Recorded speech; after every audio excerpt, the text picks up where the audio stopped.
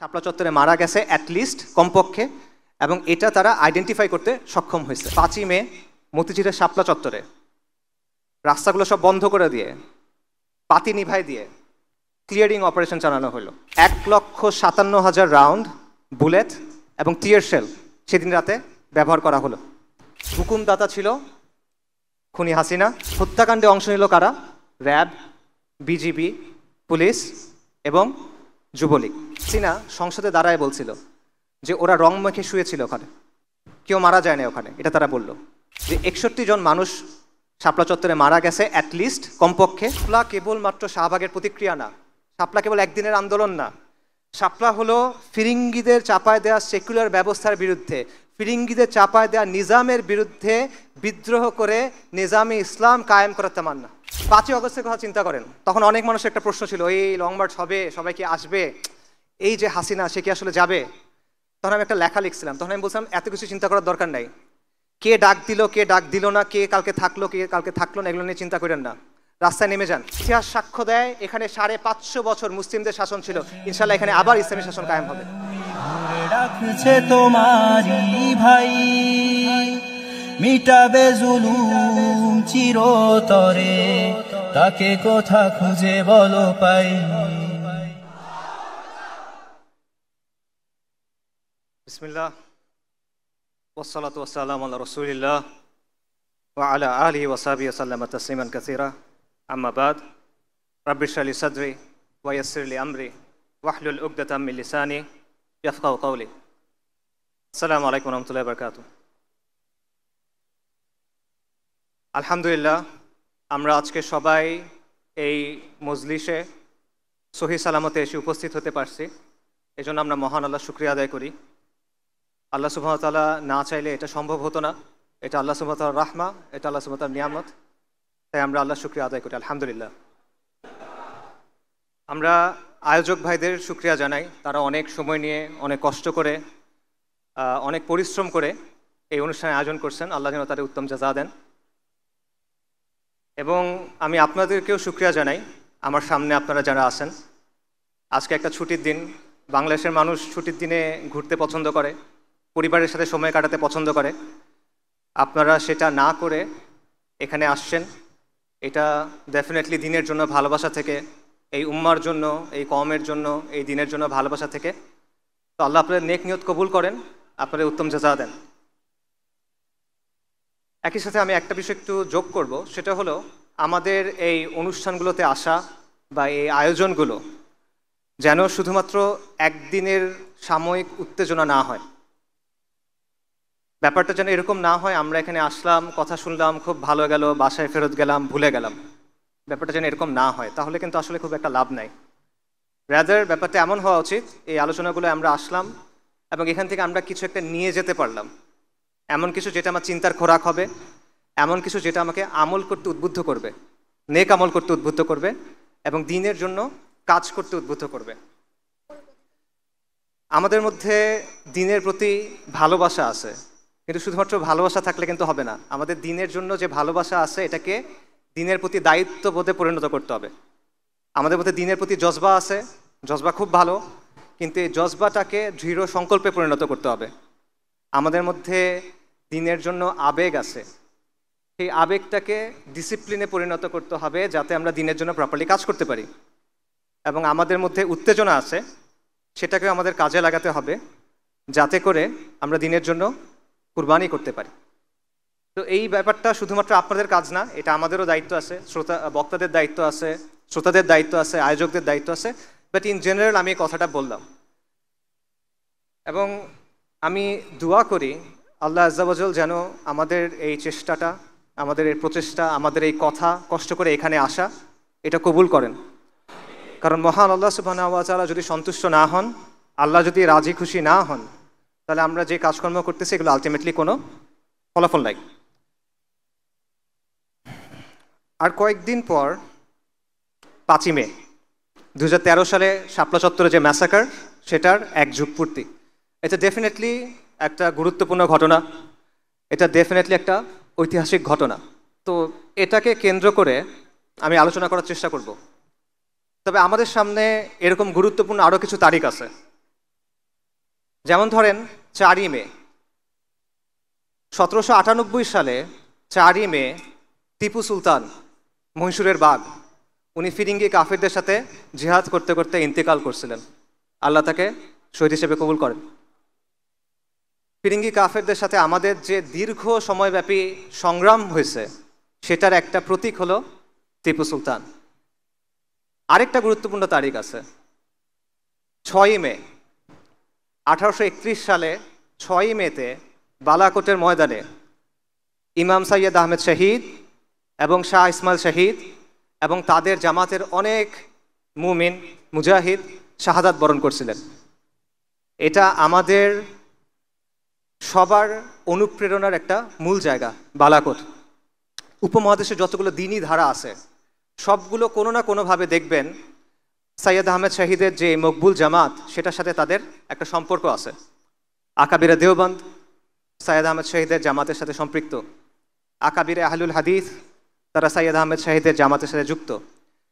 Even তাসাউফপন্থী যারা আছেন তাদের মধ্যে যেটা বালাকোটি ধারা তারা সৈয়দ আহমেদ শহীদের জামাতের সাথে নিজেদের একটা সম্পর্কের কথা বলেন। মাওলানা মওদুদী রাহিমাহুল্লাহ এবং এইরকম যে ধারাটা আছে তারাও কিন্তু সৈয়দ আহমেদ শহীদের যে জামাত এটাকে একটা তাজদিদি আন্দোলন হিসেবে গণ্য করেন এবং এটাকে একটা অনুপ্রেরণা হিসেবে নেন।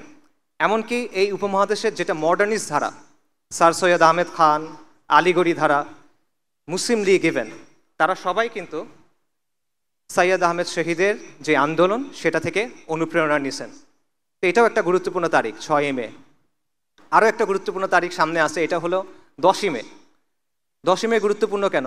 কারণ 1857 সালে এই 10ই মেতে পুরো ভারতবর্ষে হিন্দুস্তানে মহা অভ্যুত্থান হয়েছিল, যেটাকে ব্রিটিশরা সিপাহী বিপ্লব বলে বা সিপাহী বিদ্রোহ বলে। এটা আসলে সিপাহী বিদ্রোহ ছিল না, এটা ছিল ফিরিঙ্গি শাসনের বিরুদ্ধে হিন্দুস্তানের মানুষের বিশেষ করে মুসলিমদের একটা সশস্ত্র অভ্যুত্থান। তো এটাও আমাদের আজাদির যে সংগ্রাম সেটার খুব গুরুত্বপূর্ণ একটা অধ্যায়। এবং এই সবগুলো তারিখ দেখেন কাছাকাছি পড়ে গেছে, 4ই মে, 5ই মে, 6ই মে, 10ই মে। এবং আমি মনে করি এটা শুধুমাত্র তারিখগুলো কাছে পড়া না, এই ব্যাপারগুলো আসলে একটা আরেকটার সাথে জড়িত। টিপু সুলতানের যে সংগ্রাম, সৈয়দ আহমেদ শহীদের যে সংগ্রাম, 1857 সালের সশস্ত্র অভ্যুত্থান, মহা অভ্যুত্থান এবং শাপলা চত্বরের যে ঘটনা, এই সবগুলো আমি মনে করি একই সুতোয় গাঁথা। শুধু এই ঘটনা না, এরকম আরও অনেক ঘটনা আছে যেগুলো একই সিলসিলার অংশ এবং এটাই হলো আমাদের আজাদির আন্দোলনের ধারাবাহিকতা এবং এটা নিয়ে আমার আজকের আলোচনা। তো আমি বলছিলাম যে শাপলা দিয়ে শুরু করব, তাই শাপলার ঘটনা নিয়ে অল্প একটু কথা বলি। আপনারা সবাই জানেন, তাও আমি অল্প কিছু বলি। 2013 সালে শাপলা চত্বরের ঘটনা ঘটে, মতিঝিলে শাপলা চত্বরের ম্যাসাকার ঘটে। বেসিক্যালি আওয়ামী লীগ যুদ্ধাপরাধের বিচারের নামে একটা প্রহসনের ট্রাইব্যুনাল চালু করে। সেখানে বাংলাদেশ জামাত ইসলামের কিছু নেতাকে প্রথমে যাবজ্জীবন কারাদণ্ড দেওয়া হয়। এটার প্রতিবাদে বাংলাদেশে সেকুলারদের সবচেয়ে উগ্র যে অংশটা, তারা শাহবাগে একটা জমায়েত শুরু করে এবং তারা ফাঁসির দাবি করে। এটাকে সমর্থন দেয় কে? আওয়ামী লীগ সরকার। আওয়ামী লীগের ট্রাইব্যুনাল, সেই ট্রাইব্যুনালের রায়, সেটার বিরুদ্ধে প্রতিবাদ হচ্ছে, সেটাকে পৃষ্ঠপোষকতা করতেছে আওয়ামী লীগ। এবং মিডিয়ার মাধ্যমে, সাংস্কৃতিক অঙ্গনের মাধ্যমে ব্যাপক হাইপ তোলা হয়, একটা উন্মাদনা তৈরি করা হয় এবং পেছন থেকে এখানে সমর্থন দেয় কলকাঠি নাড়ে ভারত। এটা হলো শাহবাগের গণজাগরণ মঞ্চ। হেফাজতে ইসলামের যে উত্থান সেটা ঘটে অন্য একটা কারণে। সেটা কি? শাহবাগে তারা নানা ধরনের অশ্লীলতা করে, নানা ধরনের বেহায়াপনা চলে, বাঙালি সংস্কৃতির নামে নানা পৌত্তলিক কার্যক্রম চলে। কিন্তু মূল যে ট্রিগার ছিল সেটা হলো গণজাগরণ মঞ্চের যে অর্গানাইজাররা ছিল, যারা এর আয়োজক ছিল, এদের মধ্যে গুরুত্বপূর্ণ একটা অংশ ছিল ইসলাম বিদ্বেষী, ভয়ঙ্কর রকমের ইসলাম বিদ্বেষী। তারা বিভিন্ন ব্লগে আল্লাহ রসুল সাল্লাল্লাহু আলাইহি ওয়াসাল্লাম, সাহাবায়ে কেরাম রাদিয়াল্লাহু আনহুম আজমাইন এবং আমাদের আম্মা উম্মাহাতুল মুমিনিন রাদিয়াল্লাহু আনহুম আজমাইন, তাদের নিয়ে প্রচণ্ড অশ্লীল কটূক্তি করে।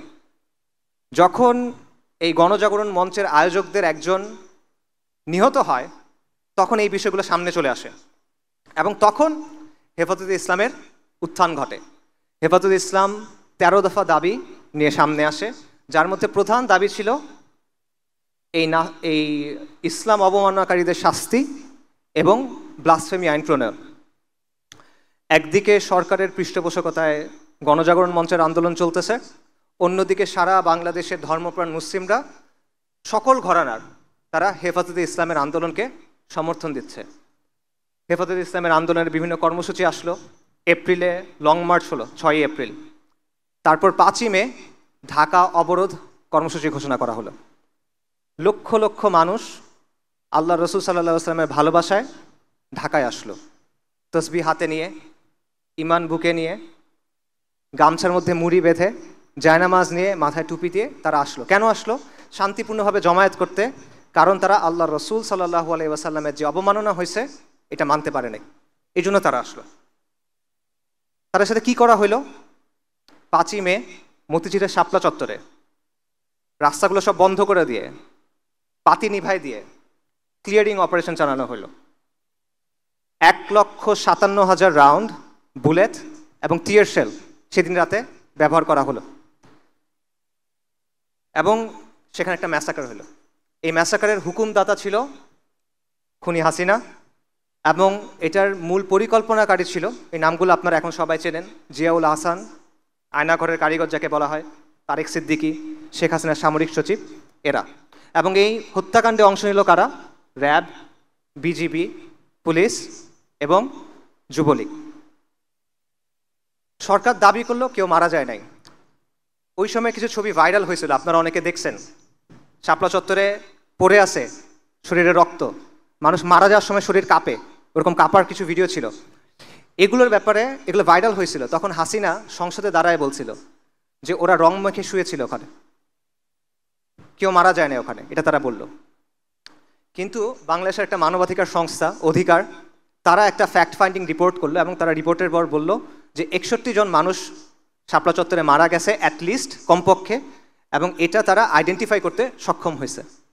এই রিপোর্টটা করার কারণে অধিকারের তৎকালীন যিনি প্রধান ছিল তাকে হাসিনা সরকার জেলে দেয়।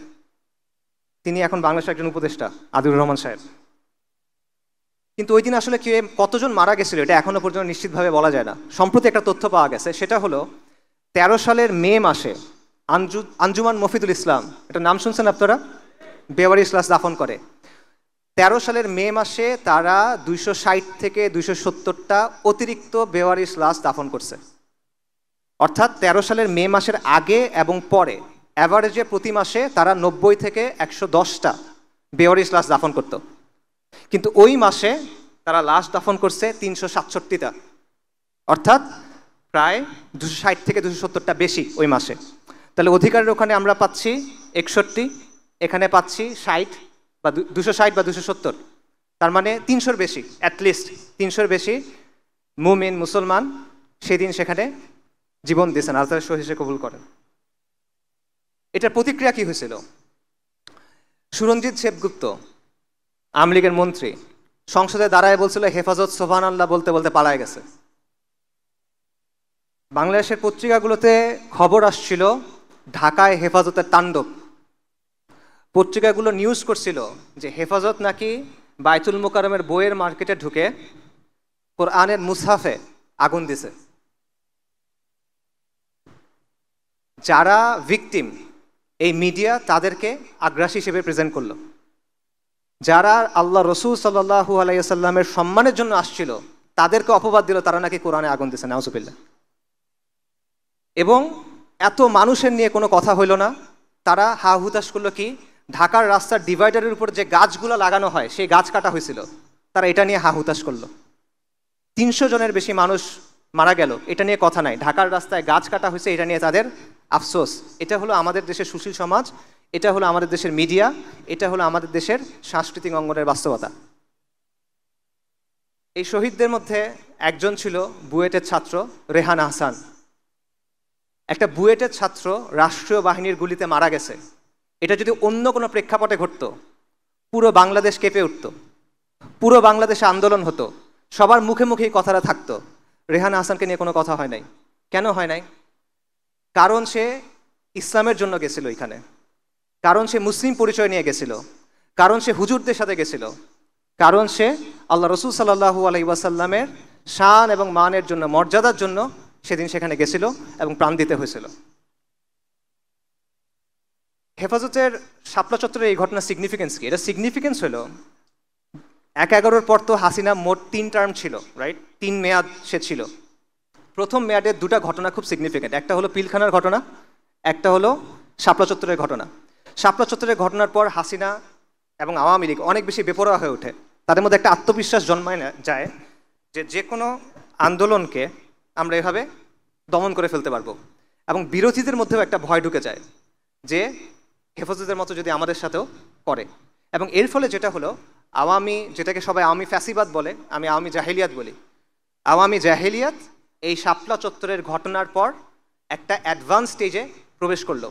এবং এই সময় যে বাংলাদেশের সমাজ এটা নিয়ে কথা বলে নাই, বাংলাদেশে বিশেষ করে বাংলাদেশের আরবান মিডল ক্লাস মানে শহুরে মধ্যবিত্ত শ্রেণী, তারা যে এটা নিয়ে কথা বলে নাই, এটার মাসুল পুরা বাংলাদেশকে দিতে হয়েছে আরও 11 বছর পর্যন্ত, 2024 সাল পর্যন্ত।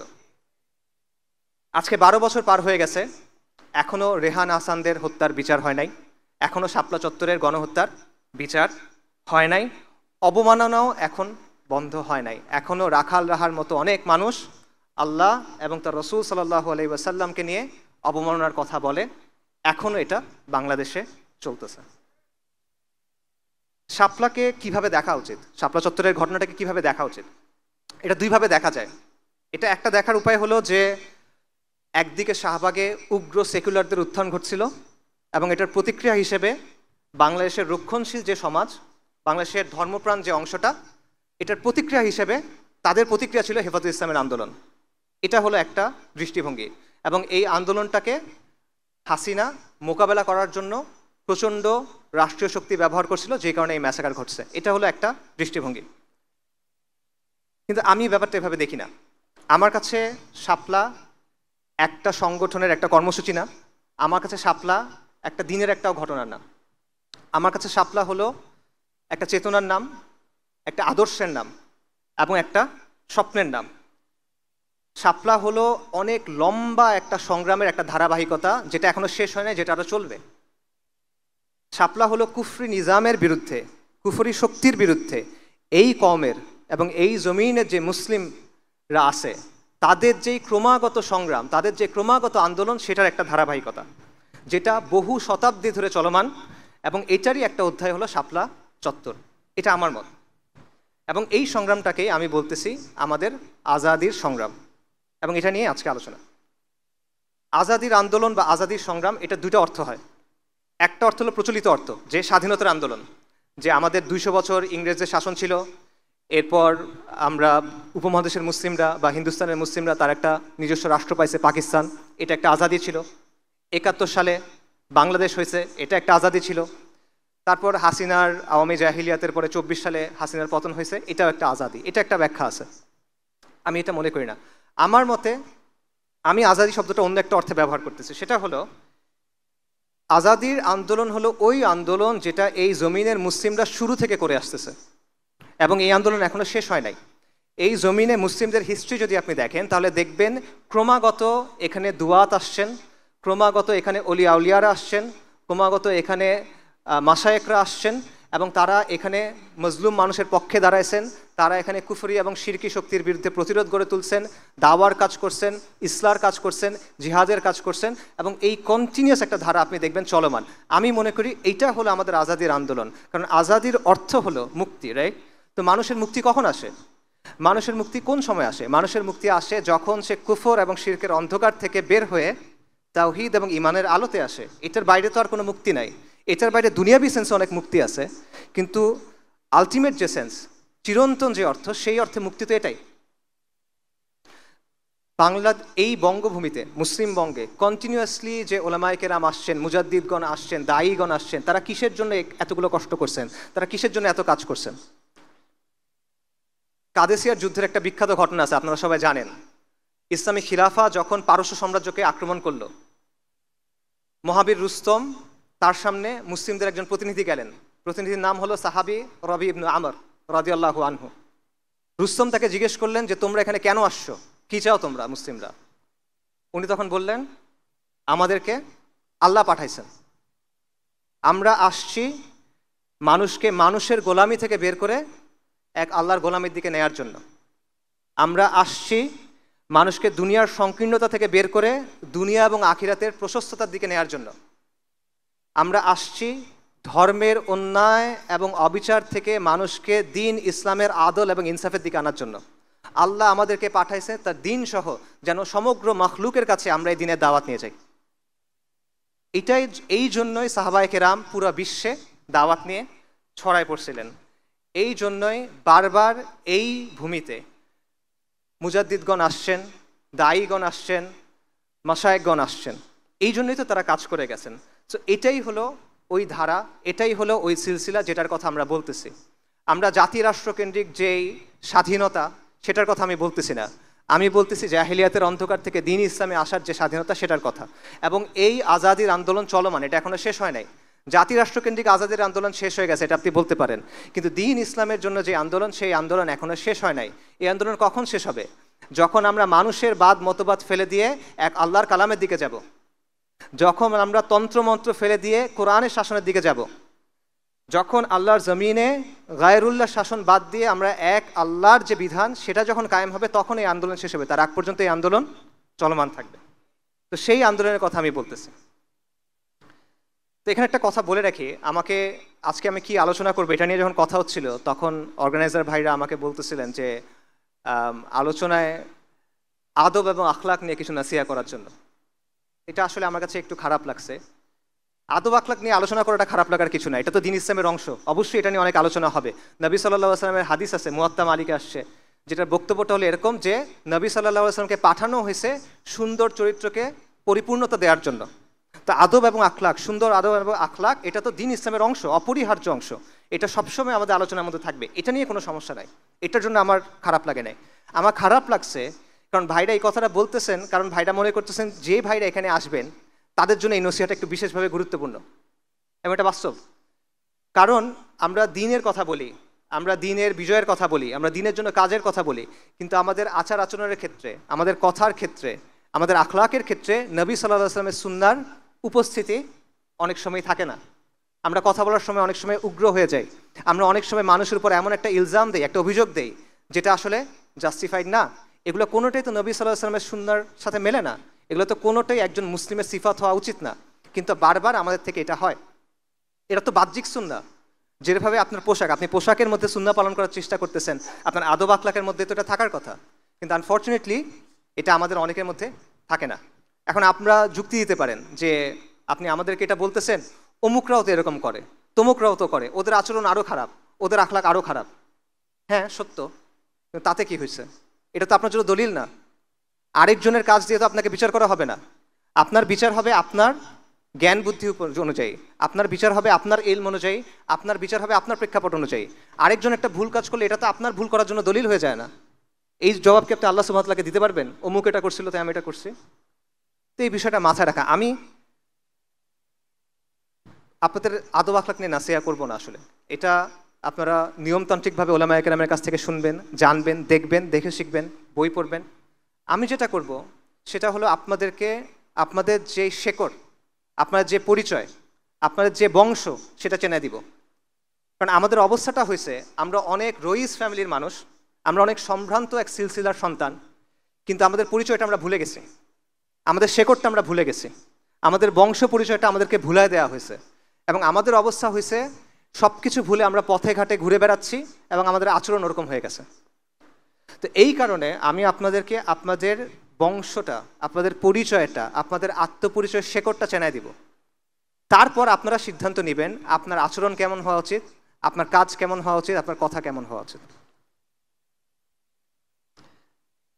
আমাদের আজাদির আন্দোলনের ইতিহাস, এটা শুরু কখন? আমরা জানি যে বাংলায় মুসলিম শাসন শুরু হলো ইখতিয়ার উদ্দিন মোহাম্মদ বিন বখতিয়ার খিলজির যে অভিযান, তারপর 1203-এর পর। কিন্তু এর বহু আগে বাংলায় কিন্তু ইসলাম আসছে। কত আগে?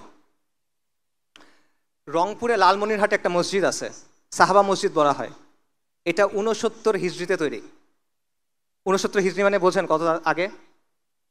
কারবালাতে সাইয়েদিনা হুসাইন রাদিয়াল্লাহু আনহু যখন শহীদ হইলেন, সেটা কত সালের ঘটনা? 61 হিজরি। তার 8 বছর পরে হলো 69 হিজরি। 69 হিজরি মানে সাহাবায়ে কেরাম তখনও দুনিয়াতে আছেন রাদিয়াল্লাহু আনহুম আজমাইন। মুহাম্মদ বিন কাসেম সিন্ধু বিজয় করছেন কখন? উনি বিজয় করছেন 92 হিজরিতে, তারও 23 বছর আগে হলো 69 হিজরি। 4 মাযহাবের যে ইমাম আছেন তাদের মধ্যে সবার আগে জন্ম কার? ইমাম আবু হানিফা, তার জন্ম কখন? 80 হিজরিতে। 69 হিজরি তার 11 বছর আগের কথা। 69 হিজরিতে এখানে মসজিদ ছিল মানে এখানে মুসলিম ছিল, মসজিদ ছিল মানে ধারণা করা হয় সেই মসজিদের চারপাশে মুসলিম জনপদ ছিল। তাহলে কত আগে থেকে এখানে ইসলাম আছে চিন্তা করেন, ইসলামের শেকড়টা কত পুরনো চিন্তা করেন। আমাদের যে ইসলাম এটা কি নদিয়ার ইসলাম? আমাদের ইসলামের যে শেকড় এটা কি লোকায়ত ইসলামের শেকড়? আমাদের ইসলামের হলো সাহাবায়ে কেরামের ইসলাম, তাবেঈনদের সময়ের ইসলাম। তো আমাদের আজাদির আন্দোলনের শুরুটা সেখানে 69 হিজরিতে অ্যাটলিস্ট, বা তারও আগে যাবে। এবং এই সময়ের পরে মুসলিম শাসন কায়েম হওয়ার আগেও শত শত বছর ধরে বহু দায়ী, বহু মাশায়েখ, বহু অলি আউলিয়া এই জমিনে আসছেন। তারা এখানে দাওয়াতের কাজ করছেন, ইসলাহার কাজ করছেন, সংগ্রাম করছেন, জিহাদও করছেন। এবং এরকম অনেক ঘটনা আপনারা জানেন, এরকম অনেক ঘটনা বাংলায় প্রচলিত আছে। আমি আপনাদের কয়েকটা এক্সাম্পল দিই। যেমন বাবা আদম শহীদের নাম আপনারা অনেকে হয়তো বা শুনবেন, বিশেষ করে বিক্রমপুর, মুন্সিগঞ্জ এই অঞ্চলের মানুষ যারা। তার ব্যাপারে প্রচলিত আছে যে সেন রাজাদের যখন শাসন চলতেছিল তখন তারা মুসলিমদের উপর অনেক বেশি অত্যাচার করত। এই অত্যাচারের খবর জেনে বাবা আদম শহীদ একটা সেনাবাহিনী নিয়ে এখানে আসছিলেন তাদের সাথে ফাইট করার জন্য, এবং সেই যুদ্ধে তিনি শহীদ হয়ে যান। কিন্তু তিনি শহীদ হয়ে যাওয়ার পর পুরো বিক্রমপুরের মানুষ ইসলাম গ্রহণ করে, এটা প্রচলিত আছে। এটা কখনের ঘটনা? এটা হলো 12শো শতাব্দীর ঘটনা। আপনারা হজরত শাহ মাখদুম রহমতুল্লাহ আলাইহি তার কথা জানেন, বিশেষ করে রাজশাহীর মানুষ তার কথা জানবেন। তার হিস্ট্রি কি? তার ব্যাপারে প্রচলিত আছে যে ওই সময়ের যে হিন্দু রাজারা ছিল বা পৌত্তলিক রাজারা ছিল তারা অনেক বেশি অত্যাচার করতো এবং তারা নানা ধরনের পূজা করতো। তারা নরবলি দিত, মানুষকে পূজার জন্য জবাই করতো সহজ ভাষায়। এবং সাধারণ মুসলিমরা খুব পেরেশান ছিল, তাদের সাহায্য করার জন্য শাহ মাখদুম আসছিলেন। তার ব্যাপারে বলা হয় তিনি পদ্মার তীরে একটা কেল্লা তৈরি করছিলেন এবং এই যে মজলুম মানুষ সেখানে এসে আশ্রয় নিত, এবং এটার নাম হয়ে যায় মাখদুম নগর। এবং পরবর্তীতে তিনি মুসলিমদের একটা বাহিনী নিয়ে এই রাজাদের বিরুদ্ধে ফাইট করেন। এটা কখনের কথা? এটাও 12শো শতাব্দীর কথা। আপনারা হজরত শাহজালাল রহমতুল্লাহ আলাইয়ের কথা জানেন। তিনি সিলেটে কেন আসছিলেন? রাজা গৌরগোবিন্দ ছিল, তার শাসনামলে একজন মুসলিম তার ছেলের আকিকা করছিল গরু জবাই দিয়ে, বলা হয় তার নাম বুরহান উদ্দিন। এটা যখন রাজা শুনছে ওই ছেলেকে মেরে ফেলছে এবং মুসলিমদের উপর অত্যাচার করা শুরু করছে। এই খবর শুনে সুলতান ফিরোজ শাহ বাহিনী পাঠাচ্ছেন যে একে পরাজিত করার জন্য, কিন্তু পরাজিত হচ্ছে না। তখন হজরত শাহজালাল, হজরত শাহপরান এবং তার সাথে আরও 300 জনের বেশি তারা আসছেন এবং আল্লাহর ইচ্ছে পরাজিত করছেন। কাজেই আপনি দেখেন যে এরকম আরও অনেক দায়ীগণ বাংলায় আসছেন, দাওয়াতি কাজ করছেন, তারা সাধারণ মানুষের পাশে দাঁড়াইছেন, তারা নানাভাবে নানা বাধার মোকাবেলা করছেন। এবং বাংলায় মুসলিম শাসন প্রতিষ্ঠার অনেক আগেই এইখানে ইসলামের জন্য লড়াই শুরু হয়ে গেছিল, যার প্রমাণ আমি আপনাদের কয়েকটা ঘটনা মাত্র বললাম। যুগে যুগে আউলিয়াগণ, দায়ীগণ, মুজাহিদগণ, মুজাদ্দিদগণ এই লড়াইটা চালায় গেছেন। এটা আমাদের আজাদির আন্দোলনের ধারাবাহিকতা। এবং এই যে তাদের মেহনত, এই যে তাদের কুরবানি, এটার ফলে কি হলো? 1203 সালে ইখতিয়ার উদ্দিন মোহাম্মদ বিন বখতিয়ার খিলজি রাহিমাহুল্লাহ তিনি বাংলা দখল করলেন। তার দখল করাটা এটা হঠাৎ ঘটে যাওয়ার ঘটনা না ভাই, এটা হলো এই যে দীর্ঘ মেহনত, এই যে দীর্ঘ কষ্ট, এই যে দীর্ঘ কুরবানি, এটার ফলে এই অঞ্চলটা উর্বর হয়েছিল ইসলামের জন্য। এবং এটা যখন উর্বর হয়েছে তখন বাইরে থেকে যখন সাহায্য আসছে, আলহামদুলিল্লাহ এখানে মুসলিমরা কর্তৃত্ব অর্জন করছে। এবং এর 100 বছরের মধ্যে সমগ্র বাংলা মুসলিম শাসনের অধীনে চলে আসছে। এবং বাংলায় 550 বছর মুসলিমদের শাসন ছিল। সুলতানি আমল ছিল, তারপর শেরশাহর কিছু শাসন ছিল, 12 ভূঁইয়ার শাসন ছিল, মুঘল আমলে সুবা বাংলা ছিল, তারপর বাংলার নবাবদের শাসন ছিল। এবং এই সময়টা ছিল এই ভূখণ্ডের সবচেয়ে সমৃদ্ধ সময়। এই সময়টা ছিল যখন বাংলা ছিল পুরো পৃথিবীর একটা কসমোপলিটন হাব।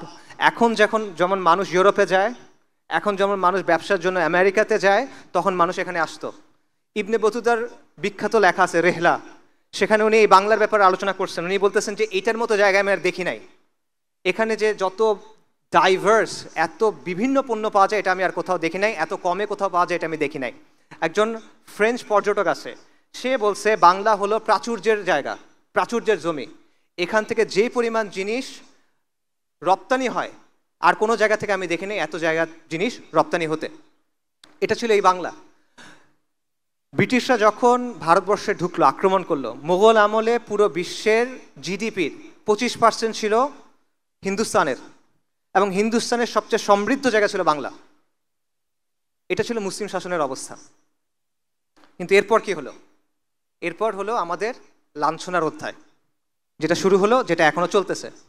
1757 সালে আপনারা জানেন পলাশির যে যুদ্ধ হলো, সেই যুদ্ধে নবাব সিরাজউদ্দৌলা পরাজিত হলো। পরাজয়ের পিছনে অনেক কারণ ছিল। মীর জাফর, জগৎ শেঠ, তাদের গাদ্দারির একটা ভূমিকা ছিল। পাশাপাশি এই শাসক শ্রেণীর নিজেদের ভেতরকার অবক্ষয়, এটারও একটা ভূমিকা ছিল। এবং এর মাধ্যমে আমাদের উপরে ফিরিঙ্গি কাফেরদের যে শাসন, এটা চেপে বসলো এবং আমাদের লাঞ্ছনার একটা অধ্যায় শুরু হলো, যেটা আজ 300 বছর হইতে চলতেছে, প্রায় 250 বছর হয়ে গেছে, এটা এখনও চলমান। এবং এই শাসনটা আমাদেরকে ভেঙে চুরে দিল। হিন্দুস্তানে মুসলিমদেরকে আর কেউ পরাজিত করতে পারে নাই। এটা ইতিহাস ঘুরে দেখবেন, একবার মুসলিমরা এখানে কর্তৃত্ব অর্জন করার পর পৌত্তলিক শক্তি আমাদেরকে পরাজিত করতে পারে নাই। মাঝে মধ্যে কিছু কাজকর্ম করছে, বাট তাদেরকে মোকাবেলা করা গেছে।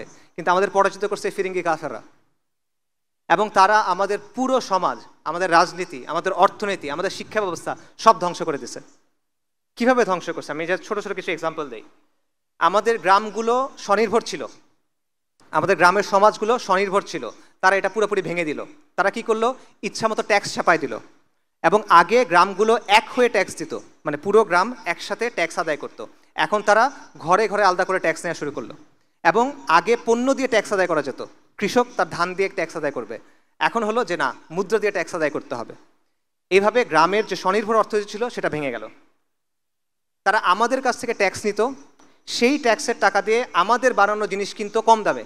যেমন মসলিন, আপনারা জানেন ঢাকাইয়া মসলিনের বিখ্যাত জিনিস পুরো পৃথিবীতে খ্যাতি ছিল। নামমাত্র মূল্যে তারা এটা কিনে নিত, তারপর তারা এটা ব্রিটেনে পাঠাইতো, সেখানে তারা মুনাফা করত। টাকা আমাদের, শ্রম আমাদের, পণ্য আমাদের, মুনাফা ওদের। এটা হলো কোম্পানির শাসনের বাস্তবতা, ইস্ট ইন্ডিয়া কোম্পানির শাসনের বাস্তবতা। এবং এটাকে অনেক ঐতিহাসিক বলছে এটা হলো ডাকাতির শাসন। যেমন মার্কস বলছে এটা হলো নেকেড প্লান্ডার, মানে নগ্ন লুটপাট। এবং আমেরিকান একজন ঐতিহাসিক আছেন রেজিনাল্ড রেইনল্ডস, সে বলতেছে এটা হলো robbery in the name of commerce, বাণিজ্যের নামে ডাকাতি। এই কাজটা তারা এখানে করছে। এবং এটার ফলে কি হয়েছে? যেই জায়গাটা ছিল হিন্দুস্তানের সবচেয়ে সমৃদ্ধ জায়গা, যেখানে 550 বছর মানুষ দারিদ্র কি চিনত না, সেখানে একের পর এক দুর্ভিক্ষ হওয়া শুরু করলো। যার মধ্যে বিখ্যাত একটা দুর্ভিক্ষ হলো 76-এর মনন্তর, ইংরেজি 1770 সালে এটা ঘটে। 76-এর মনন্তর, বাংলা হিসেবে বাংলা মাসে 1176। এবং এটা পুরোপুরি মানব সৃষ্ট একটা দুর্ভিক্ষ ছিল। কোম্পানি ফসল হওয়া মাত্র জোর করে নিয়ে গেছে, রপ্তানি করে দিচ্ছে, তারপর চড়া মূল্য দিয়ে দিচ্ছে। সাধারণ মানুষ কিনতে পারতেছে না। কেন পারতেছে না? ওই যে লুটপাট করছে আগে, কিনতে পারতেছে না। এর ফলে কি হলো? মানুষ মারা গেল। কত মানুষ মারা গেল? জনসংখ্যার 1/3, 1.5 কোটি মানুষ মারা গেল। ওই সময়কার ইংরেজদের গভর্নর জেনারেল ওয়ারেন হেস্টিংস বলতেছে প্রতি 16 জনে 6 জন মানুষ মারা গেছে। জনসংখ্যার 1/3 মানুষ মারা গেছে। ইংরেজদের যারা হিস্টোরিয়ান তারা বলতেছে বাবা মা খাবার জন্য সন্তান সন্ততিদের বিক্রি করে দিছে, তাও খেতে পারতেছে না। এবং তারা বলতেছে মানুষ মৃতদেহের শরীর থেকে মাংস নিয়ে খাইছে। এটা হলো কোম্পানির শাসনের বাস্তবতা এটা। এবং এই সময়ে তারা মজমাস্তি করতেছে। ওয়ারেন হেস্টিংস লিখছে এখানে অনেক দুর্ভিক্ষ হচ্ছে, জনসংখ্যার 1/3 মারা গেছে, 1.5 কোটি মানুষ মারা গেছে, মানুষ লিটারেলি মানুষের মাংস খাচ্ছে, কিন্তু আমরা যথেষ্ট রাজস্ব তুলতে পারছি। 3 বছর আগে যে রাজস্ব তুলছি, এবছর এর চেয়ে ভালো রাজস্ব তুলছি, এটা তারা বলতেছে। আমাদের শিক্ষা ব্যবস্থা তারা ধ্বংস করে দিয়েছে। উইলিয়াম অ্যাডামস নামে এক ইংরেজ ঐতিহাসিক আছে, সে বলছে ইংরেজরা এখানে আসার আগে বাংলাদেশে হিন্দুস্তানে না, বাংলাদেশে 80,000 শিক্ষা প্রতিষ্ঠান ছিল। প্রতি 400 জনের জন্য একটা মাদ্রাসা ছিল। এবং এগুলো সব চলতো ওয়াকফের মাধ্যমে, সরকারের না, ওয়াকফের মাধ্যমে চলতো। কমিউনিটি এগুলোকে চালাতো। ইংরেজরা কি করলো? তারা সমস্ত ওয়াকফ বাজেয়াপ্ত করলো, নিষ্কর ভূমি বাজেয়াপ্ত করলো। তার ফলে আমাদের পুরো যে সামাজিক কাঠামোটা ছিল, আমাদের শিক্ষা প্রতিষ্ঠানগুলো ছিল, এই সব কিছু ভেঙে গেল। মুসলিম যেই মধ্যবিত্ত শ্রেণী এটা নাই হয়ে গেল, রাতারাতি এটা নাই হয়ে গেল, এবং আপনি শিক্ষা অর্জন করতে পারতেছেন না। তারপর তারা কি করলো, তারা রাষ্ট্রীয় কাজে ফার্সি ভাষা ব্যবহার হয়ে আসছে শত শত বছর ধরে, তারা হুট করে সেটা চেঞ্জ করে ইংরেজি করে দিল। মুসলিম তো ইংরেজি পারে না, সে ফার্সি পারে, তো কাজে সে যেতে পারতেছে না, সিস্টেম্যাটিক্যালি এক্সক্লুডেড। এবং তারা নতুন একটা জমিদার শ্রেণী তৈরি করলো, চিরস্থায়ী বন্দোবস্ত সূর্যাস্ত আইন, এটা আপনারা অনেকে নিশ্চয়ই পড়ছেন। এটার মাধ্যমে মুসলিম যেই অভিজাত শ্রেণী ছিল এটাকে মুছে দেওয়া হলো, এবং সেটার জায়গায় নতুন একটা জমিদার শ্রেণী তৈরি করা হলো। এই নতুন জমিদার শ্রেণী কারা? এরা হলো যাদের নাম হলো দেব, যাদের নাম হলো মিত্র, যাদের নাম হলো বসাক, যাদের নাম হলো শীল, এরা হলো সেই নতুন জমিদার শ্রেণী। কালকে পর্যন্ত যারা মুসলিমদের অধীনে ছোট ছোট চাকরি করত, এরা এখন মুসলিমদের উপর জমিদার হয়ে গেল, এবং এরা কোম্পানির জুনিয়র পার্টনার হিসেবে, ইংরেজদের জুনিয়র পার্টনার হিসেবে আমাদের উপরে শোষণ চালাতে লাগলো। তো এই হলো একটা ছোট্ট সামারি যে ফিরিঙ্গি কাফেরদের শাসনের ফলে আমাদের এখানে কি অবস্থা হয়েছে। 1757 সালে রাজনৈতিক পরাজয়, সামরিক পরাজয়, তারপর চিরস্থায়ী বন্দোবস্ত 1793-এ সূর্যাস্ত আইন, এটার মাধ্যমে মুসলিম অভিজাত শ্রেণী ধ্বংস হয়ে গেল, শিক্ষা ব্যবস্থা ধ্বংস হয়ে গেল, ওয়াকফ নিষ্কর ভূমি সব তারা নষ্ট করে দিল, আমাদের পুরা সংস্কার ধ্বংস হয়ে গেল। যারা ছিল হিন্দুস্তানের শাসক, যারা ছিল এইখানের কর্তৃত্বের অধিকারী, সম্মান এবং মর্যাদার অধিকারী, তারা অল্প কয়েক দশকের মধ্যে নিরক্ষর, অশিক্ষিত, দুর্বল, লাঞ্ছিত হয়ে গেল। এটা হলো আমাদের লাঞ্ছনার অধ্যায়। এবং একজন আইরিশ দার্শনিক আছে, এডমন্ড বার্গ, বিখ্যাত দার্শনিক, সে বলছে যে কোম্পানি বা ফিরিঙ্গিদের যে শাসনটা এখানে ছিল এটা হলো আ রুল অফ ভায়োলেন্স অ্যান্ড অপ্রেশন, সহিংসতা আর জুলুমের শাসন, আর টাইরানি দ্যাট নেভার রেস্টেড, নিরন্তর স্বৈরাচার, নিরন্তর অত্যাচার। এবং বলছে এটা হলো নেকড়ের শাসন, আ রুল অফ ওলভস। কিন্তু এখানে আসলে শেষ না, এইখানে আমাদের আজাদির আন্দোলনের নতুন ধারা কিন্তু এই সময়ে শুরু হওয়া। ইংরেজ শাসনের প্রথম 100 বছরে মুসলিমরা কি করছে? তারা একের পর এক বিদ্রোহ করছে। লর্ড ক্লাইভ, সোকল লর্ড, সে ব্রিটেনে এক চিঠি পাঠাইছে, সেখানে সে বলছে মুসলিমরা সবসময় বিদ্রোহের জন্য প্রস্তুত, যখন তারা মনে করে সাফল্যের একটু সম্ভাবনা আছে তারা বিদ্রোহ করে। আরেক সোকল লর্ড ছিল লর্ড ক্যানিং, সে বলছে যে ব্রিটিশ শাসনের প্রথম 100 বছরে মুসলিম মানে ছিল বিদ্রোহ।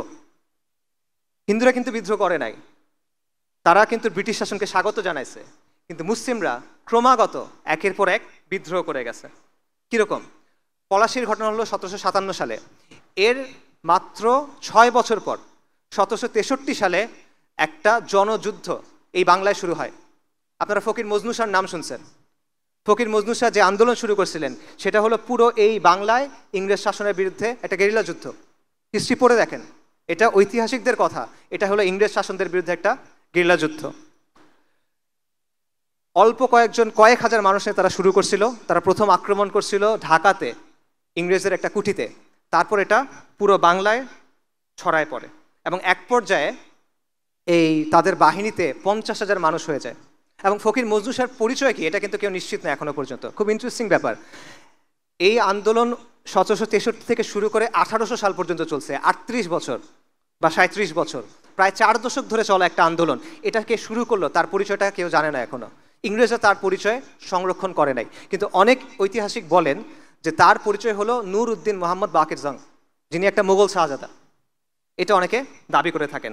এবং এই সময়ে অনেকগুলো বিদ্রোহ ঘটলো যেগুলো একই সাথে জড়িত, যেমন ত্রিপুরাতে শমশের গাজীর বিদ্রোহ, সন্দ্বীপে আবু তোরাবের বিদ্রোহ, মোমেন শাহিতে করম শাহের বিদ্রোহ, এবং একের পর এক এরকম বিদ্রোহ চলতে থাকে কন্টিনিউয়াসলি 3 দশক।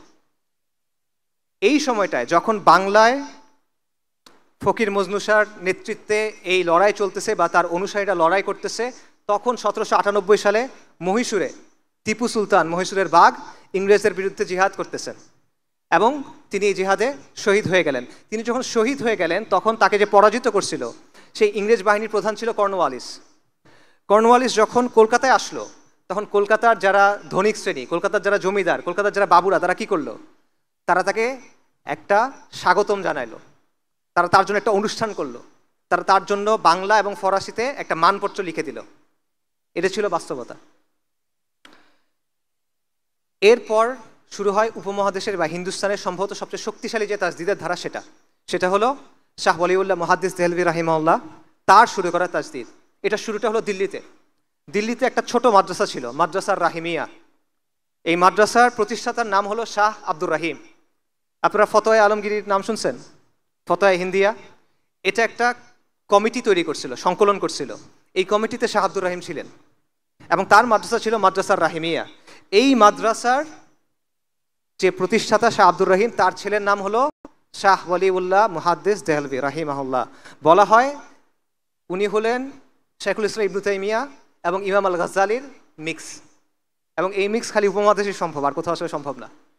তো উনি তাজদিদের একটা ধারা শুরু করলেন, উনি ইলমি একটা ধারা শুরু করলেন। তার ছেলে হলো শাহ আব্দুল আজিজ মুহাদ্দিস দেহলভি রাহিমাহুল্লাহ।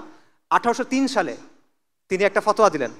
এই আলোচনা আমি অন্য জায়গাতেও করছি, আপনারা শুনছেন নিশ্চয়ই, অন্যদের কাছেও শোনার কথা, বিখ্যাত ঘটনা। 1803 সালে তিনি একটা ফতোয়া দিলেন, সেটা হলো ইংরেজদের শাসন, ফিরিঙ্গিদের যে শাসন, এই শাসনটা যেহেতু ইসলাম এখানে নাই, তাহলে ভারতবর্ষ হিন্দুস্তান এখন দারুল হার্ব, ফিকের দৃষ্টিতে এটা দারুল হার্ব। শাহ আব্দুল আজিজের এই ফতোয়া তখন অনেকেই গ্রহণ করে নিল, এবং শাহ ওয়ালিউল্লাহ মুহাদ্দিস দেহলভির যে তাজদিদের ধারা, শাহ আব্দুল আজিজ রাহিমাহুল্লাহর যেই ফতোয়া, এটার ফলাফল হলো তরিকায়ে মুহাম্মাদিয়া আন্দোলন বা জিহাদ আন্দোলন। এটা এই নামেই পরিচিত, জিহাদ আন্দোলন। ইংরেজরা এটাকে বলে ভারতবর্ষের ওয়াহাবি আন্দোলন, কিন্তু এটা আসল নাম হলো তরিকায়ে মুহাম্মাদিয়া। ইমাম সাইয়্যেদ আহমেদ শাহিদ, আপনারা তার নাম শুনছেন, তিনি এই আন্দোলন শুরু করলেন। ওনার জন্ম হলো 1786-তে।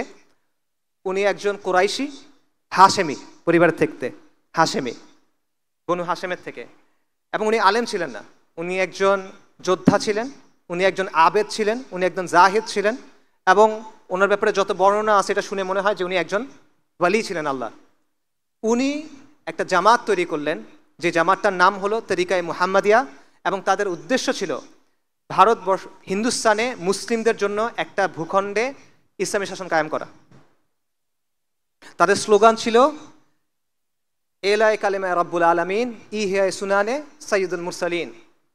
আল্লাহ রব্বুল আলমের কালেমাকে উঁচু করা, নবী সাল্লাল্লাহু আলাইহি ওয়াসাল্লামের সুন্নাহকে জীবন্ত করা।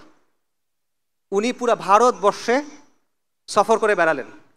1812 সালে একবার, 1821-এর পরে একবার, পুরো ভারতবর্ষে সফর করলেন, এবং সফর করে উনি মানুষকে তাওহীদ, ঈমান, সুন্নাহ শিক্ষা দিলেন, এবং কুফর, শিরক, বিদা, জাহিলিয়াত থেকে ফেরত আসার জন্য আহ্বান করলেন। এটা প্রথমবার, প্রথম সফরের সময় পুরো ভারতে একটা নেটওয়ার্ক তৈরি হলো।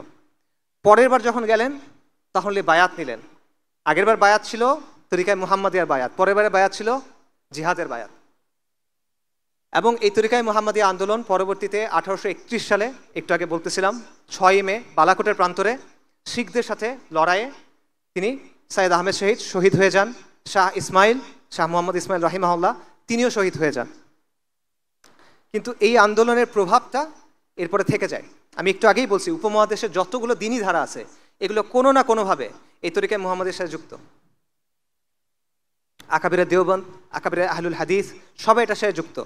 হাজি ইমদাদুল্লাহ মুহাজির মাক্কি রাহিমাহুল্লাহ, আকাবিরে দেওবন্দ, তার ব্যাপারে বলা হয় তার বয়স যখন 3 বছর তখন তাদের গ্রামে সাইয়্যেদ আহমেদ শহীদ আসছিল, এবং সাইয়্যেদ আহমেদ শহীদের কোলে তাকে দেয়া হয়েছিল, উনি তার কাছে বায়াত করছিলেন, এবং তিনি শাহ মোহাম্মদ ইসহাকের কাছে শিখছিলেন, যিনি শাহ আব্দুল আজিজের নাতি।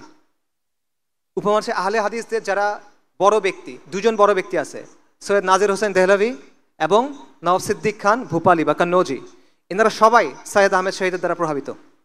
উপমহাদেশের যে কারামত আলী জৈনপুরি রাহিমাহুল্লাহ, তার নাম আপনারা শুনছেন, ওনারা সাইয়্যেদ আহমেদ শহীদের খলিফা। সবগুলো ধারা এটার দ্বারা প্রভাবিত, এবং তারা তাজদিদের একটা ধারা চালু করলেন, এবং এটা বাংলাদেশেও ছিল। বালাকোটে বাংলাদেশের মুজাহিদ শহীদ হয়েছেন, সাইয়্যেদ আহমেদ শহীদের কাছে বাংলাদেশের মানুষ বায়াত করছে। তিতুমির রাহিমাহুল্লাহ, বাংলার না, তিনি সাইয়্যেদ আহমেদ শহীদের খলিফা ছিলেন, তিনি সাইয়্যেদ আহমেদ শহীদের সাথে হজে গেছিলেন, এবং সাইয়্যেদ আহমেদ শহীদের একজন বিখ্যাত খলিফা ছিলেন মাওলানা ইনায়েত আলী, উনি বাংলাদেশের এই যে উত্তরবঙ্গের যে এরিয়াটা, এখানে এসে দীর্ঘ সময় দাওয়া করছেন। এবং বাংলাদেশের যে মানুষ, বাংলাদেশের ছোট ছোট গ্রামের মানুষ, তারা মুষ্টি বলতো, এটা ছোট ছোট করে চাল দিত, প্রত্যেক ঘর থেকে চাল দিত। কেন? ওনারা জিহাদ করবেন, এই জিহাদের জন্য আমরা এটা দিচ্ছি। বাংলাদেশের মা বোনেরা তারা তাদের অলংকার দিত, কেন? মুজাহিদদের জন্য এটা দাও।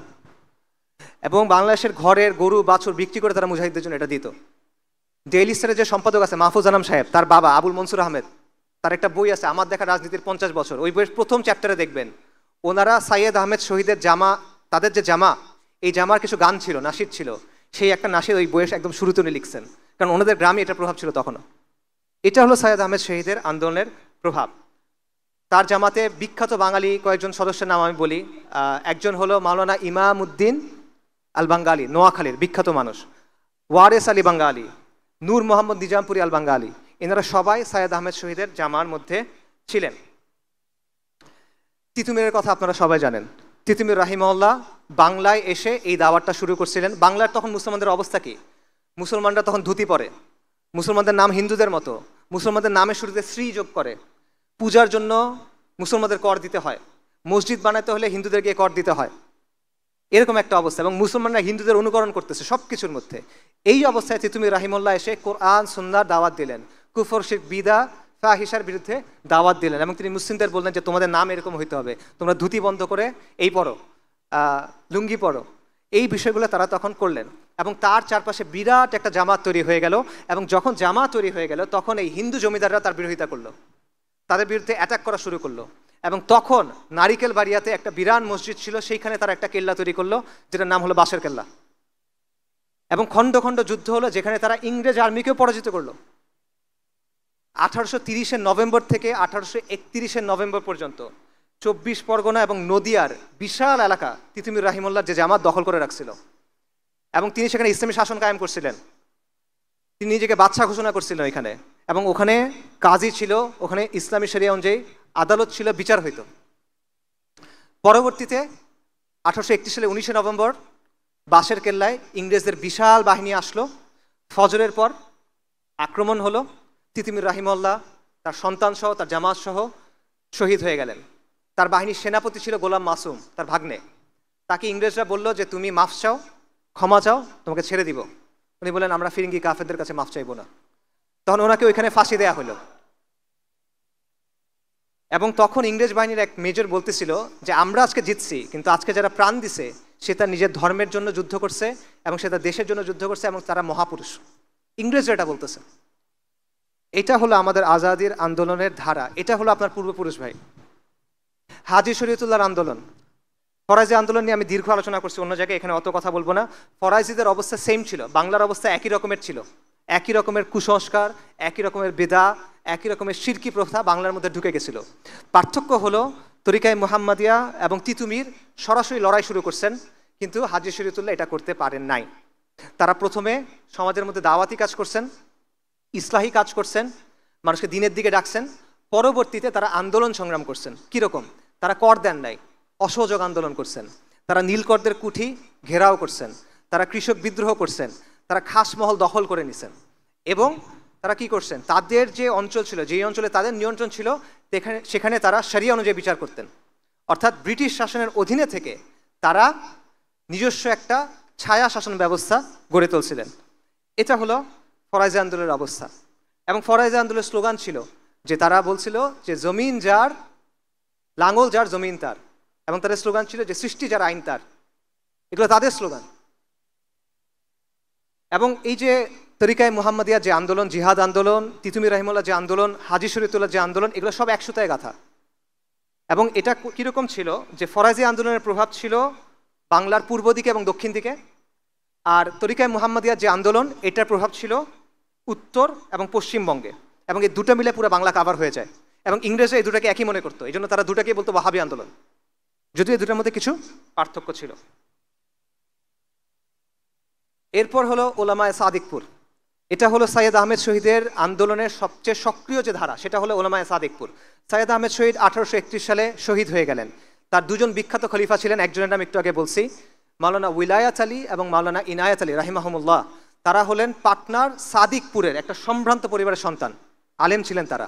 তারা 1840 সালের দিকে ঠিক করলেন যে না, এই ফিরিঙ্গিদের বিরুদ্ধে আমরা আবার জিহাদ শুরু করব। এবং তারা পুরো ভারতে আবার নেটওয়ার্ক করে তুললেন। তারা যুদ্ধ শুরু করলেন কোথায়? ওয়াজিরিস্তানে, সিত্তানায়। আর তাদের দাওয়াতি কেন্দ্র ছিল পাটনায়। আর তারা পুরো হিন্দুস্তান থেকে মানুষকে, অর্থকে সেখানে পাঠাতেন। এবং বাংলায় তাদের দাওয়াতি কাজ ছিল, বিশেষ করে মাওলানা ইনায়াত আলী রাহিমাহুল্লাহ এই বাংলার উত্তরবঙ্গে তাদের ব্যাপক কাজ ছিল।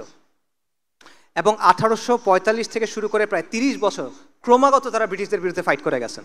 ব্রিটিশরা তাদের পরাজিত করার জন্য একের পর এক বাহিনী পাঠিয়েছে, পরাজিত করতে পারে নাই। এবং তারা বলছে এরা হলো হিন্দুস্তানে আমাদের শাসনের জন্য একটা চিরস্থায়ী হুমকি, পরাজিত করতে পারেনি তাদেরকে। এবং বাংলায় যেটা বললাম, তরিকায়ে মুহাম্মদিয়ার যে আন্দোলন, মাওলানা উলামায়ে সাদিকপুরের যে আন্দোলন, সেটার অবস্থান ছিল এবং তাদের এখানে দাওয়াতি কাজকর্ম ছিল, যেটার প্রভাব এখনও বিদ্যমান। এবং শেখ ডক্টর আসাদুল্লাহ গালিব তার একটা থিসিস আছে, সেখানে তিনি বলতেছেন যে মাওলানা ইনায়েত আলী দাওয়াতের কারণেই এই অঞ্চলগুলো এখন আহলে হাদিস, কারণ তাদের মধ্যে প্রোটো আহলে হাদিস কিছু ব্যাপার ছিল। একটা ইন্টারেস্টিং বিষয় হলো, মাওলানা ইনায়েত আলী ওয়াজিরিস্তানে জিহাদ করছেন, জিহাদ আন্দোলনকে তিনি অর্গানাইজ করছেন। আবার তিনি বাংলায় ছিলেন, বাংলায় দাওয়াতি কাজ করছেন, কিন্তু বাংলায় কিন্তু তারা জিহাদ করেন নাই। ফরাজি আন্দোলন বাংলায় জিহাদ করে নাই, কিন্তু তারা ওয়াজিরিস্তানে এবং বালাকোটে সাহায্য পাঠাইছে, তিতুমিরের কাছে সাহায্য পাঠাইছে। এটা কেন? এটার সুনির্দিষ্ট কোনো উত্তর জানা যায় না, তবে এটার একটা ব্যাখ্যা হইতে পারে এরকম যে ওইখানের যে বাস্তবতা, সিত্তানার যে বাস্তবতা, দুর্গম অঞ্চল, পাহাড়ি অঞ্চল, সীমান্তবর্তী অঞ্চল, ওইখানকার মানুষ হলো গোত্রীয় মানুষ, যোদ্ধা মানুষ, এই বাস্তবতাগুলো এখানে ছিল না, যেই কারণে এখানে তারা দাওয়াতি কাজ করছেন কিন্তু লড়াই করেন নাই। আল্লাহু আ'লাম। এরপর হলো 1857 সালের মহা অভ্যুত্থান, যেটাকে ইংরেজরা সিপাহী বিপ্লব বলে। এটা সিপাহী বিপ্লব না, এটা হলো ইংরেজ শাসনের বিরুদ্ধে একটা অভ্যুত্থান, একটা সশস্ত্র অভ্যুত্থান ছিল এটা, যেটা ব্যর্থ হয়েছিল। কিন্তু এই অভ্যুত্থানের পেছনে মূল, এটা একটা জাতীয় অভ্যুত্থান ছিল, এখানে হিন্দুরাও অংশগ্রহণ করছে, শিখরাও অংশগ্রহণ করছে, এটা সত্য, কিন্তু এখানে মূল চালিকা ছিল মুসলিমরা, এটা ব্রিটিশ ঐতিহাসিকরা স্বীকার করে। এবং তরিকায় মুহাম্মদিয়ার যেই নেতারা ছিলেন তারা এখানে ব্যাপক ভূমিকা রাখছেন। যেমন মাওলানা উলায়াত আলী হায়দ্রাবাদের যে মুসলিম সেনারা ছিল, সৈনিকরা ছিল, তাদের উদ্বুদ্ধ করছিল যে তোমরা এদের বিরুদ্ধে বিদ্রোহ করো। এবং এভাবে অন্যান্য নেতারা পাঞ্জাব এবং মাদ্রাসায় এভাবে উদ্বুদ্ধ করছিল। মাওলানা আহমদুল্লাহ শাহ নামে একজন মানুষ ছিলেন রাহিমাহুল্লাহ, তিনি ইন্ডিয়া ঘুরে ঘুরে মুসলিমদের কাছে বয়ান করতেন যে এই ফিরিঙ্গি কাফেরদের বিরুদ্ধে আমাদের জিহাদ করতে হবে, এরা আমাদের উপর অনাচার করতেছে, এরা আমাদের উপর কুফর চাপায় দিছে, এদের বিরুদ্ধে আমাদের জিহাদ করতে হবে। এবং এই কারণে তার মাথার উপরে 50,000 রৌপ্য মুদ্রা পুরস্কার ঘোষণা করা হয়েছিল, যে মাওলানা আহমদুল্লাহর মাথা এনে দাও, তাকে 50,000 রূপা দেওয়া হবে, রৌপ্য মুদ্রা দেওয়া হবে। এবং শেষ পর্যন্ত তাকে শহীদ করে দেওয়া হয়। এবং এই কারণে 1857 যে অভ্যুত্থান, এটা যখন ব্যর্থ হলো, তখন সবচেয়ে বেশি শাস্তি দেওয়া হয়েছিল কাদের? ওলামায়ে কেরামদের। শুধুমাত্র দিল্লিতে 500 ওলামায়ে কেরামকে ফাঁসি দেওয়া হয়েছিল, এবং হাজার হাজার ওলামায়ে কেরাম এবং ছাত্রদের, তলেবুল ইলমকে হত্যা করা হয়েছিল। শামেলির কথা আপনারা জানেন, 1857 সালের কথা। উত্তরপ্রদেশে একটা জায়গা আছে শামেলি, সেই জায়গাতে ব্রিটিশরা পালায় যায়, মুসলিমরা রাস্তায় বের হয়ে আসে, এবং 3-4 মাসের মতো এখানে মুসলিমদের শাসন ছিল। এই শাসনের সামগ্রিক নেতৃত্বে কে ছিল? হাজি ইমজাজুল্লাহ মুহাজির মাক্কি রাহিমাহুল্লাহ। এবং সেইখানে যোদ্ধাদের নেতৃত্বে কে ছিল? মাওলানা কাসেম নানুতুবি রাহিমাহুল্লাহ।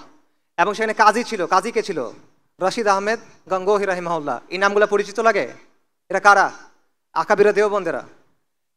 এর পরবর্তীতে ওনারা গিয়ে 1866 সালে দেওবন্দ আন্দোলন শুরু করেন, দেওবন্দ মাদ্রাসা দারুল উলুম দেওবন্দ প্রতিষ্ঠা করেন।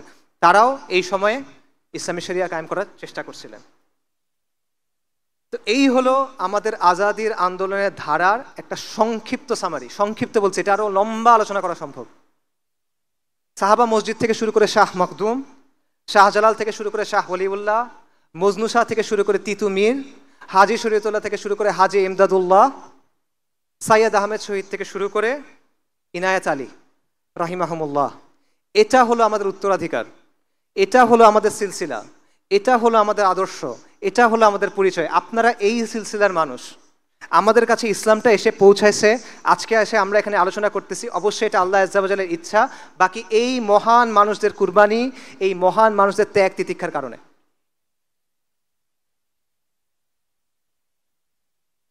আমি একটা বিষয়ে অনেক সময় চিন্তা করি, সেটা হলো নারিকেল বাড়িয়ায় বাঁশের কেল্লার যে শেষ লড়াইটা হয়েছিল, এটা হয়েছিল ফজরের পর, ফজরের নামাজের পর। কিন্তু রাতেই ফিরিঙ্গিরা বাঁশের কেল্লা ঘিরে ফেলছিল। আমি যেটা চিন্তা করি সেটা হলো, এই লড়াইটার আগে তিতুমির রাহিমাহুল্লাহ কি চিন্তা করতেছিলেন? তিনি তো বুঝে ফেলছেন যে লড়াই করতে হবে, শাহাদাতের সংকল্প করে ফেলছেন। তখন উনি কি চিন্তা করতেছিলেন? ফজরের নামাজে দাঁড়ানোর আগে উনি কি চিন্তা করতেছেন? এটা আমার প্রায় মনে হয় শাহাদাতের কথা যেহেতু আসছে, ডেফিনেটলি উনি আল্লাহর কথা চিন্তা করছেন, আল্লাহ দিদারের কথা চিন্তা করছেন, আখিরাতের কথা চিন্তা করছেন, কবরের সওয়াল জবাবের কথা চিন্তা করছেন, হাউজে কাউসারের কথা চিন্তা করছেন, নিশ্চিতভাবে অবশ্যই। বাট এর বাইরে আর কি চিন্তা করছেন তিনি কি ভবিষ্যতের কথা ভাবছেন কিনা? তিনি কি চিন্তা করছেন কিনা যে তাদের যে কোরবানি এটা কিভাবে ভবিষ্যৎ প্রজন্মকে প্রভাবিত করবে? তিনি কি এটা ভাবছেন কিনা যে তারা যে রক্ত দিচ্ছেন, তারা রক্ত দিবেন, কিন্তু এই রক্তের স্রোত শতাব্দী থেকে শতাব্দীতে প্রভাবিত হবে। এই রক্তের স্রোত, এই রক্তের ঋণ প্রজন্ম থেকে প্রজন্মান্তরে থেকে যাবে, এটা উনি ভাবছিলেন কিনা? আমাদের শরীরে এই রক্ত, আপনি এই রক্তের উত্তরাধিকারী এবং এই রক্তের ঋণ আমাদের শোধ করতে হবে। এটা হলো আপনার পরিচয় ভাই। আপনি এই সিলসিলার অংশ। আমরা এটা ভুলে কোথায় আছি এখন?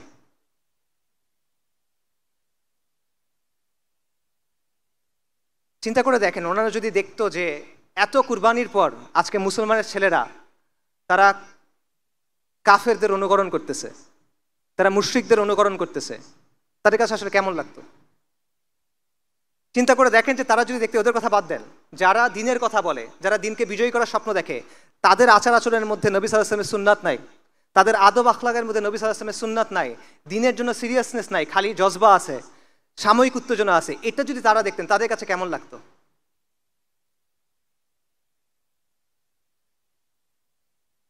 আপনারা অনেক সম্মানিত, অনেক মর্যাদাবান একটা পরম্পরার অংশ। আমরা অনেক মর্যাদাবান একটা সিলসিলার অংশ। আমরা অনেক বড় গৌরবের উত্তরাধিকারী, কিন্তু এটা আমরা বুঝি না, এটা আমরা উপলব্ধি করি না। এই জিনিসটা ভাই আমরা উপলব্ধি করার জন্য চেষ্টা করি।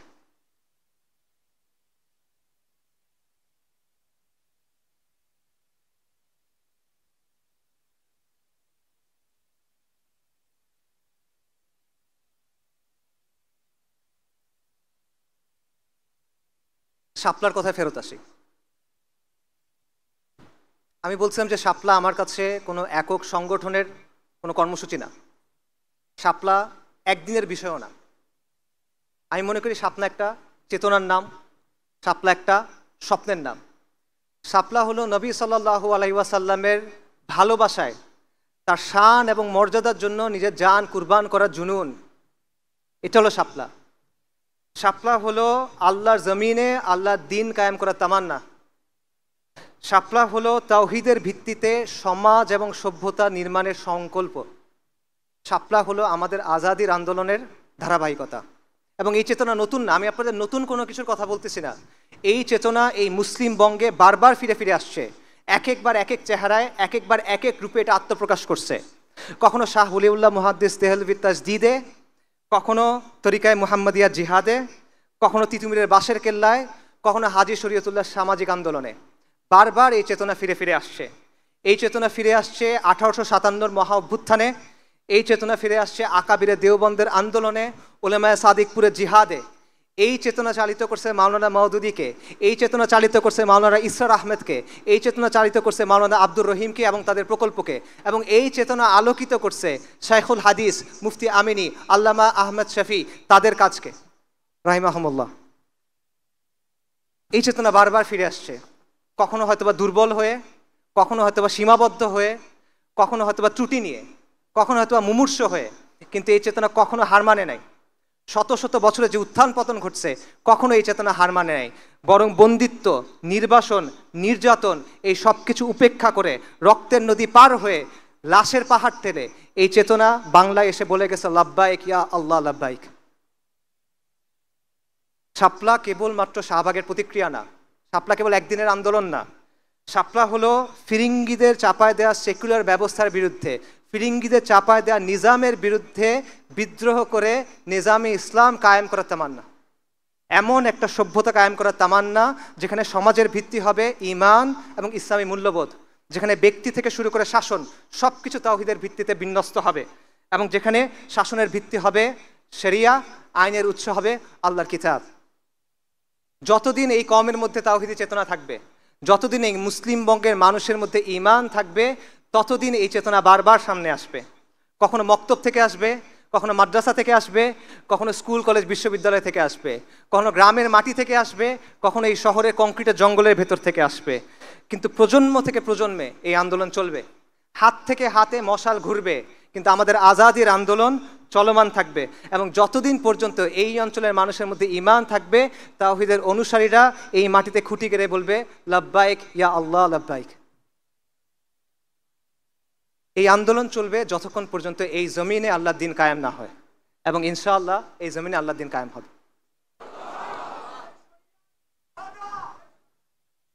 আমরা আমাদের কমকে গালি দেই যে বাঙালিদের দিয়ে কিছু হবে না, কিন্তু হয়তো এই যে হিস্ট্রি বললাম, হয়তো দিল্লি সালতানাতের সময় বাংলাদেশের নাম ছিল বুলগাকপুর, বাংলার নাম ছিল বুলগাকপুর। বুলগাকপুর মানে বিদ্রোহের শহর, যে যারা এখানে আসে বিদ্রোহ করে কিছুদিন পর পর। এটা এখানের হিস্ট্রি। আর একটা ইতিহাসটা আমি আপনাদের বললাম, রিসেন্ট হিস্ট্রি দেখেন। 47-এর সময় পাকিস্তান আন্দোলনের সবচেয়ে আগে যোগ দিয়েছে এখানকার মানুষ। 69-এর গণ অভ্যুত্থান, 90-এর গণ অভ্যুত্থান, 24-এর গণ অভ্যুত্থান, 13 সালের জাগরণ, অ্যাভারেজে প্রতি 20 বছর পর পর এখানে অভ্যুত্থান হয়। হিস্ট্রি এটা। আবার হবে এখানে অভ্যুত্থান, নিশ্চিত এটা হবে, লিখে রাখেন। আরেকটা জায়গা দেখেন, এরকম উদাহরণ দেখান আমাকে, এরকম একটা জায়গার উদাহরণ দেখান যেখানে বারবার এরকম হয়, পাবেন না। আবার হবে এখানে অভ্যুত্থান, এবং পরিবর্তন সম্ভব। আল্লাহ আমাদের চোখের সামনে দেখা দিয়েছেন পরিবর্তন সম্ভব, কিন্তু এখানে আমাদের কাজ করতে হবে। আমরা কাজ না করলে হবে না। আমরা মনে করি যে আরেকজন কেউ এসে কাজটা করে দিবে, আমরা আরেকজনের জন্য অপেক্ষা করি, এভাবে হবে না। আমাদের সক্রিয় হতে হবে, আমাদের নামতে হবে, আমাদের কাজ করতে হবে, তাহলে হবে। 5ই আগস্টের কথা চিন্তা করেন, তখন অনেক মানুষের একটা প্রশ্ন ছিল, এই লং মার্চ হবে, সবাই কি আসবে, এই যে হাসিনা সে কি আসলে যাবে? তখন আমি একটা লেখা লিখছিলাম, তখন আমি বলছিলাম এত কিছু চিন্তা করার দরকার নাই। কে ডাক দিল, কে ডাক দিল না, কে কালকে থাকলো, কে কালকে থাকলো না, এগুলো নিয়ে চিন্তা করেন না। রাস্তায় নেমে যান, আপনি আগায় যান, ইনশাল্লাহ ইতিহাস হয়ে যাবে। আলহামদুলিল্লাহ ইতিহাস হয়ে গেছে। আমরা যখন নামি, আমরা যখন কাজ করি, তখন পরিবর্তন হয়ে যায়, এটা বাস্তবতা। কিন্তু যদি আমরা সত্যিকারের পরিবর্তন চাই, এরকম পরিবর্তন না যেগুলো হয়ে আসছে, প্রকৃত পরিবর্তন চাই, তাহলে আমাদের দীর্ঘমেয়াদী পরিকল্পনা করতে হবে। ওই যে বললাম, আমাদের দিনের জন্য ভালোবাসা আছে, এটাকে দায়িত্বে পরিণত করতে হবে। জজবা আছে, এটাকে দৃঢ় সংকল্পে পরিণত করতে হবে। উত্তেজনা আছে, এটাকে সুশৃঙ্খল কাজে পরিণত করতে হবে, তা না হলে হবে না। সো এই জমিনে, এই শহরে আবার একদিন অভ্যুত্থান হবে, ইন্তিফাদা হবে, লিখে রাখেন ইনশাআল্লাহ। কিন্তু সেটাকে আমরা বিপ্লব পর্যন্ত নিয়ে যাব কিনা, এটা নির্ভর করবে আমাদের উপরে। আমরা যদি দিন ইসলামের ভিত্তির উপরে প্রস্তুতি গ্রহণ না করি, আল্লাহ প্রেক্ষাপট তৈরি করে দিবেন, নিশ্চিত থাকেন, আমি বারবার বলছি নিশ্চিত থাকেন, আল্লাহ প্রেক্ষাপট প্রস্তুত করে দিবেন। কিন্তু আপনি যদি প্রস্তুতি গ্রহণ না করেন, আরও 10টা অভ্যুত্থান হবে, আরও 10 লাখ মানুষ জীবন দিবে, কিচ্ছু হবে না। আমাদের রক্ত দিয়ে ইতিহাস লেখা হবে, কিন্তু আমরা ওই ইতিহাসে আমাদের নাম থাকবে না, যেরকম আমাদের এখন থাকে না। এটা হলো বাস্তবতা। তো এটা একটা লম্বা পথ, এটা একটা দীর্ঘ পথ, এবং এটা হলো এমন পথ যেই পথের ধারে অনেক রথী মহারথী পড়ে থাকে, কঠিন পথ। এই পথে হাঁটবেন কিনা এটা আপনারা চিন্তা করেন, নিজেকে প্রশ্ন করেন, সিদ্ধান্ত নেন। ওই যে বললাম, আলোচনাগুলো যেন এমন হয়, আয়োজনগুলো যেন এমন হয়, বাসায় গিয়ে যেন কিছু নিয়ে যেতে পারেন, নিজেকে যেন প্রশ্ন করতে পারেন, নিজেকে প্রশ্ন করেন এই পথে আপনি যেতে চান কিনা, এই পথে আপনি আগাতে চান কিনা। এই কথাটা মনে থাকবে, নিজেদের শেকড়ের কথা মনে থাকবে, এই সিলসিলার কথা মনে থাকবে। অনেকে বলে যে আসিফ আদনান তরুণদের মাথা নষ্ট করতেছে। কিভাবে করতেছে? সে তার আদর্শ প্রচার করার মাধ্যমে তরুণদের মাথা নষ্ট করতেছে। এইটা হলো আমার আদর্শ। এই যে বললাম, এটা আমার আদর্শ। আমাদের আজাদির আন্দোলনের যে ধারাবাহিকতা, এটা আমার আদর্শ, আর কোনো কিছু না। আমি এখানে দাঁড়ায় যেটা বলি, আমি দরজার পেছনে একই কথাই বলি। আপনাদের মাথা নষ্ট হয়েছে? যদি আজকের পরে আপনাদের ভাইকে কখনো তুলে নিয়ে যায় কোনো গোয়েন্দা সংস্থা, তখন এই কথাগুলো মনে থাকবে? কোনটা মনে থাকবে, আমার কথা নাকি আমার কথাগুলা? আমাকে মনে না থাকলে সমস্যা নাই, হাসবুনাল্লাহু ওয়া নি'মাল ওয়াকিল। কথাগুলো যেন মনে থাকে, কারণ এইটা আমাদের অতীত, এইটা আমাদের ভবিষ্যৎ, এটা আমাদের বর্তমান। এই যে ধারাবাহিকতা, এটা আমাদের ডেস্টিনি। এটা ছাড়া আমাদের কোনো মুক্তি হবে না ভাই, সম্ভব না। ইতিহাস সাক্ষ্য দেয় যে এই জমিনে 1000 বছর ধরে ইসলাম আছে। ইতিহাস সাক্ষ্য দেয় এই জমিনের মানুষ শতাব্দীর পর শতাব্দী ইমানের জন্য সংগ্রাম করে গেছে। ইতিহাস সাক্ষ্য দেয় এখানে 550 বছর মুসলিমদের শাসন ছিল, ইনশাল্লাহ এখানে আবার ইসলামী শাসন কায়েম হবে। আমাদের আজাদির আন্দোলন পূর্ণতা পাবে ইনশাআল্লাহ, এবং এই দিনকে বিজয়ী করা, এটা আমাদের ম্যানিফেস্ট ডেস্টিনি। আমাদের আর কোনো পারপাস নাই এই দিনকে বিজয়ী করা ছাড়া। আমাদের পেছনে কারা দাঁড়ায় আছে? এইটা একটা কাফেলা, এই কাফেলার পেছনে কারা দাঁড়ায় আছে বলেন? শাহ ওয়ালিউল্লাহ, শাহ জালাল, সৈয়দ আহমেদ শহীদ, তিতুমির, শরীয়তুল্লাহ, মাওলানা উইলায়াত আলী, মাওলানা ইনায়াত আলী, আকাবিরে দেওবন্দ, তারা আমাদের পেছনে দাঁড়ায় আছেন। আর এই কাফেলার শেষ মাথা কোথায় বলেন? এই কাফেলার শেষ মাথায় কারা দাঁড়ায় আছে? আল মালহামাতুল কুবরার যে বরকতময় কাফেলা, সেটা দাঁড়ায় আছে আপনার সামনে। আমাদের সামনে এই রাস্তা কোথায় গিয়ে শেষ হয়েছে? আল মাহাদি আল মুনতাজারের যে আবির্ভাব, সেখানে গিয়ে শেষ হয়েছে। সাইয়েদানা ঈসা ইবনে মারইয়াম আলাইহিমুস সালাতু ওয়াস সালাম, তার যে আবির্ভাব, সেখানে গিয়ে এটা শেষ হয়েছে। এই আন্দোলন চলমান থাকবে। আর প্রতিশ্রুতি আল্লাহ দিছেন সাফল্যের। এই প্রতিশ্রুতি গ্রহণ করেন, এই দায়িত্ব গ্রহণ করেন। শাপলা চত্বরের রক্ত আপনাদেরকে ডাকে, বালাকোটের রক্ত আপনাদেরকে ডাকে, বাঁশের কেল্লার রক্ত আপনাদের ডাকে, সিত্তানার রক্ত আপনাদেরকে ডাকে, পলাশির রক্ত আপনাদের ডাকে, বদর, উহুদ, খন্দক, মুতার যে রক্ত, সেটা আপনাকে ডাকে। এই রক্তের সাথে গাদ্দারি করেন না। এই রক্তের দাবি পূরণ করতে হবে, এই রক্তের ঋণ আমাদের পূরণ করতে হবে। এটা মুসলিম বঙ্গ, আমরা মুসলিম। আল কোরআন আমাদের মুক্তির মহাসনদ। আমি আপনাদেরকে ডাকতেছি, আপনারা ওই ইতিহাসের সৈনিক হন যেটা আমাদের বিজয়ের দিকে নিয়ে যাবে। আপনারা ওই সভ্যতা নির্মাণের সৈনিক হন যেটা আমাদের বিজয়ের দিকে নিয়ে যাবে। আপনারা এই পথে আসেন। আল্লাহ আপনাদের মহা সাফল্যের প্রতিশ্রুতি দিয়েছেন। আমার প্রতিশ্রুতি না, আল্লাহ আজ্জা ওয়া জাল আমাদের প্রতিশ্রুতি দিয়েছেন। উলাইকা হিজবুল্লাহ আলা ইন্না হিজবুল্লাহি হুমুল মুফলিহুন ওয়া মা আলাইনা ইল্লাল বালাগ। আসসালামু আলাইকুম ওয়া রাহমাতুল্লাহ।